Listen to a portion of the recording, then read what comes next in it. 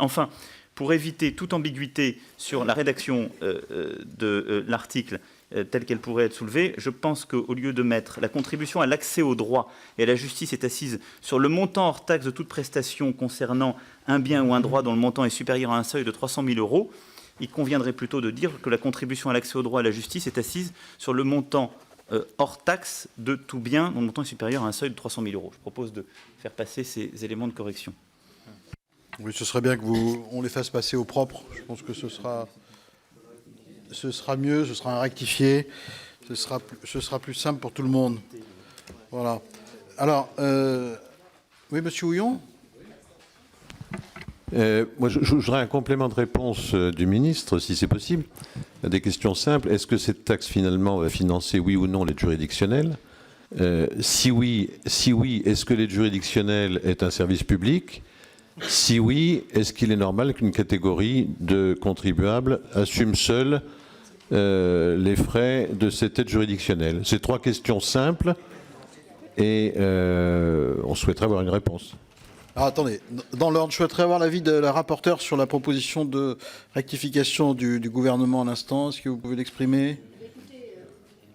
Moi, je suis interrogative parce qu'il est bien question, en fait, que l'assiette, c'est les honoraires, c'est la prestation de l'officier public ministériel sur un droit ou un bien, mais c'est pas le bien ou le droit lui-même.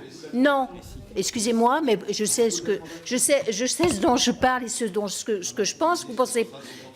Non, mais bien sûr, mais c'est bien pour ça que je pose la question. Pour moi, il était avec le rapporteur, il était convenu que c'était sur le montant des honoraires qui sont, mais bien sûr que la contribution porte sur des honoraires qui sont voilà. Non, mais bon. Alors. Il y a un problème de taux et un problème d'assiette. Ah bah. Donc il y avait une question aussi de M. Houillon. Monsieur le ministre, je vous en prie. Oui, je vais répondre à la question de Monsieur le Président. C'est précisé dans le texte à l'alinéa 2. Le fonds a deux objectifs. D'abord la péréquation au sein de la profession, ensuite le financement de l'aide juridictionnelle. Je tiens ici à rappeler, tout à fait, je tiens à rappeler que l'ensemble de ces professions sont concernées. Ce n'est pas la seule, puisque la profession d'avocat le finance déjà sous votre contrôle collectif. Et donc, moi, je m'interroge, et c'est toujours le même souci de cohérence, je m'interroge, si vous voulez, sur des professionnels du droit qui, depuis le début de nos débats, et nous l'avons constamment défendu, et je crois que là, il y a une convergence sur tous les bancs, pour dire que donc, ces professionnels du droit, qui sont des officiers ministériels, pourraient être affranchis d'une participation à cet accès au droit. C'est ça qui est étonnant. Mais c'est ça qui est étonnant. Et réserver l'exclusif du financement à une autre profession. C'est ça qui est étonnant. Donc, je voulais ici clarifier vos débats. Non, mais en tout cas, je vous ai apporté la réponse factuelle. Elle est précisée à l'alinéa 2. Il n'y a pas d'ambiguïté. Mais ils n'ont pas l'exclusif de ce financement. Et monsieur Le Bouillonnec, je vous en prie. Je vais simplement apporter réponse à notre collègue Houillon, qui connaît d'ailleurs aussi bien que moi ces sujets. Dès la création de l'aide juridictionnelle, dès la création, il a été prévu de modes de financement pour le compte du budget de l'État qui ont été utilisés pour l'aide juridictionnelle. La première, ce sont les huissiers. Ensuite, ce sont les prélèvements sur des taxes forfaitaires. Il y a toujours eu ça veut dire, chers collègues, que ce service public de l'aide juridictionnelle a, depuis le début de sa création, été alimenté aussi par des fonds provenant de l'activité des professions, depuis sa création. Et donc, on ne peut donc pas dire aujourd'hui qu'on crée quelque chose d'innovant quant à la mobilisation des syndicats. Je me permets d'ailleurs de vous dire que la loi de finances 2015 a introduit ces dispositifs, puisque notamment il a fiscalisé, en les revalorisant les taxes forfaitaires, il a fiscalisé les contrats d'assurance demandés par tous les rapports, y compris le dernier rapport sénatorial, et c'est introduit, ce qui fait que l'aide juridictionnelle mobilise les moyens de l'État, et à côté des moyens de l'État, à mobiliser des financements, soit des professionnels, soit des structures juridiques, depuis la création de l'aide juridictionnelle. Je vous renvoie très modestement aux 2 rapports qui ont été publiés, celui de notre collègue au Sénat en juillet dernier et mon rapport au mois de septembre. Oui, Monsieur Poisson. Donc, ce que j'ai compris, j'essaye de suivre comme vous ce qui se passe, c'est que j'ai compris la traduction de l'amendement par Mme Capdevielle qui donnait un chiffre. Voilà, non mais sur le montant récolté. Et en tout état de cause, là, il y avait un rapport entre le taux et l'assiette qui n'était pas conforme à l'exigence qui est la nôtre. Donc, ce que fait la correction du ministre, c'est qu'il ajuste l'assiette au taux pour qu'on obtienne les éléments qui étaient attendus. Voilà. Sinon, c'était vraiment un peu faire les troncs, comme on dit, et c'était pas forcément ce qui était souhaitable. Voilà. 15 euros sur 300 000, c'est pas ça justifie pas forcément qu'on fasse une loi. Voilà. Est-ce que ça a été distribué Non, c'est pas encore distribué. Bon. Je suspends 2 minutes le temps qui vous soit distribué.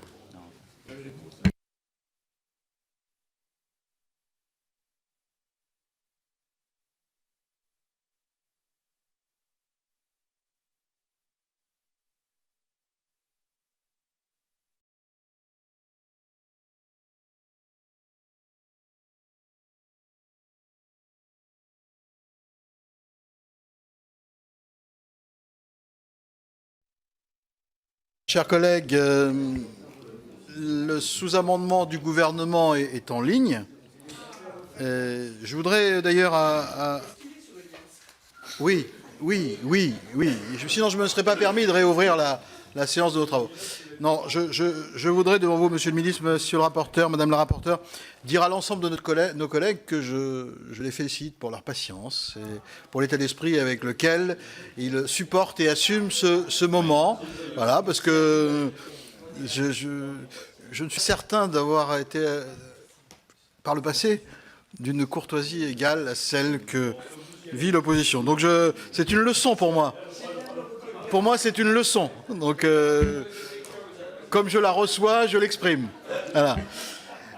Monsieur le ministre, peut-être que vous pouvez, à ce stade, après avoir fait les corrections qui vous semblaient les plus pertinentes, nous les confirmer et nous dire leurs conséquences précises en termes de mesures.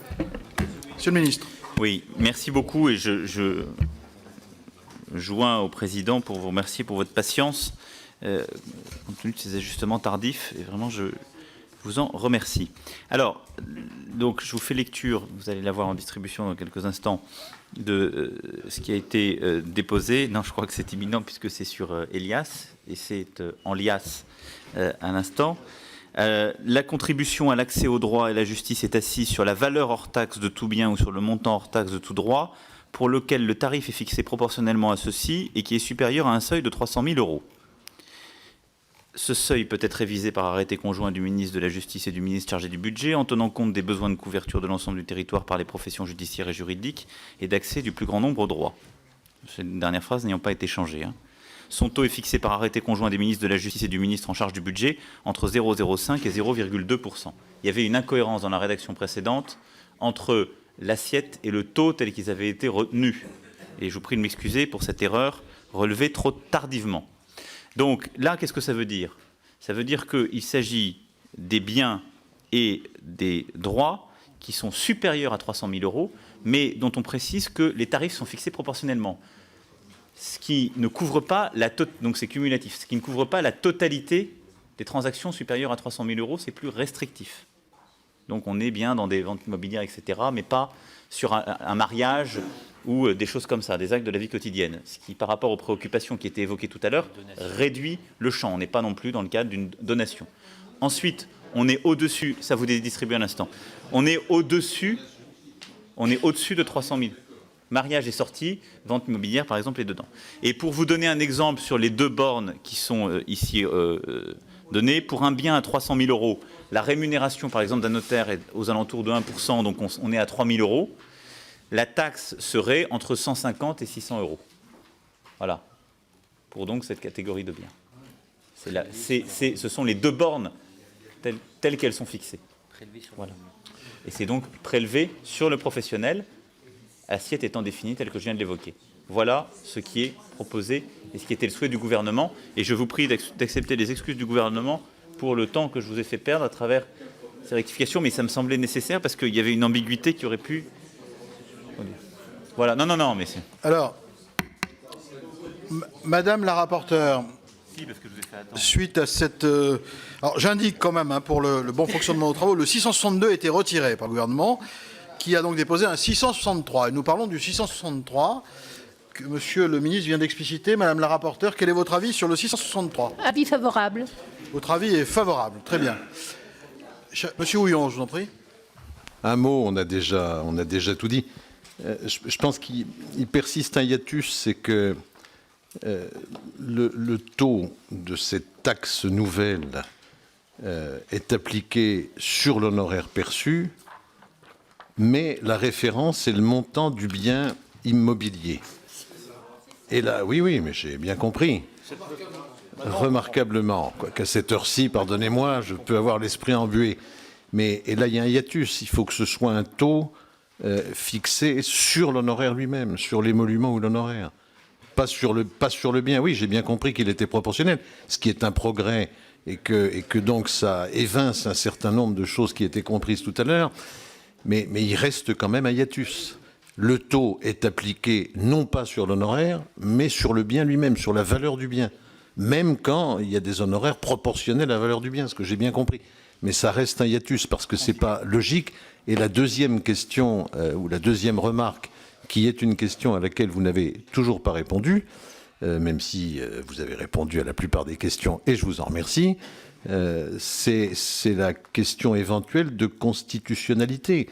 Vous avez bien voulu me répondre tout à l'heure qu'effectivement ce fonds allait servir au financement de l'aide juridictionnelle, et vous faites reposer ce financement sur une catégorie de contribuables. Et je n'ai pas été convaincu, par les arguments de M. Le Bouillonnec, car les taxes dont il était question précédemment étaient des taxes appliquées aux justiciables pour l'utilisation du service public de la justice. Ce n'étaient pas des taxes assises sur les honoraires des professionnels. Je ne vois pas en vertu de quoi, et notamment compte tenu du principe de l'égalité devant l'impôt et des charges, etc., en vertu de quoi une catégorie de contribuables, en l'occurrence les professionnels, paierait le financement de l'aide juridictionnelle. Voilà, enfin bon, on verra ça plus tard. Alors, Monsieur Zumkeller. Oui, très simplement, on peut écouter votre raisonnement, mais par contre, ce n'est pas une taxe de 0,5% que vous êtes en train de créer, c'est une taxe de 20%. Parce que quand on paye 600 € sur 3 000 € d'honoraires, ce n'est pas une taxe de 0,5%, c'est une taxe de 20%. Alors, annoncez-la comme ça, et vous serez dans le vrai. C'est une taxe de 20%, puisque sur 3 000 € d'honoraires, on paye 600 €. Alors, qui m'a demandé encore la parole? Il y a une petite précision, Monsieur le Ministre. C'est bien un sous-amendement et pas un amendement. Hein. Pardon. Dans le libellé, hein, parce que sinon on ne sait pas faire. Hein. Voilà. Alors, Monsieur le Ministre, sur ces questions, avant que je mette aux voix. Oui, on peut alors, juste sur ces points, je crois que sur le sujet qui a été évoqué, on l'a traité tout à l'heure, hein, sur le fait que ça ne reposera pas sur une seule catégorie de contribuables, mais que, comme ça existe déjà, il y a un financement qui est étendu à l'ensemble de ces professions du droit, ce qui nous apparaît juridiquement robuste. Ensuite, sur le point qui était soulevé, à savoir la cohérence entre l'assiette et la personne taxée, je dirais que par transitivité, il y a cohérence, puisqu'on est bien sur des prestations sur laquelle... Mais oui, mais donc on peut sinon reprendre la mécanique que décrit le député Zumkeller. Hein. Je rappelle que c'est un plafond, donc on ne crée pas une taxe de 20%, on crée la possibilité... Non, on crée la possibilité, on dit que le taux est fixé par arrêté, et on donne 2 bornes. On donne 2 bornes. Donc c'est un plafond, comme on en a discuté tout à l'heure. Donc on dit que le plafond il est à 20% et on définit un plancher. Mais on ne définit pas le taux qui sera, lui, défini par un arrêté conjoint.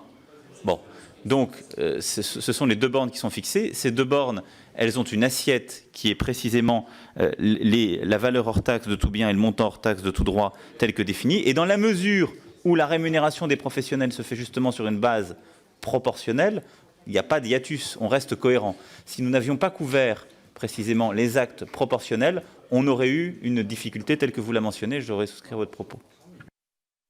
Très bien, je pense que tout le monde est éclairé et qu'effectivement, il était utile et judicieux, Monsieur le Ministre, que vous puissiez Merci pour votre retirer votre sous-amendement. Donc c'est un 663 dont je veux dire qu'il est rectifié puisqu'il s'agit bien d'un sous-amendement et non pas d'un amendement, comme c'est marqué sur ce qui vous a été distribué, qui recueille un avis favorable de l'ensemble des rapporteurs qui sont à mes côtés, et donc que je vais mettre aux voix ce sous-amendement 663 qui est pour, qui s'abstient, qui est contre, il est adopté et donc il vient sous-amender l'amendement de Madame la rapporteure sur lequel le ministre a exprimé un avis favorable.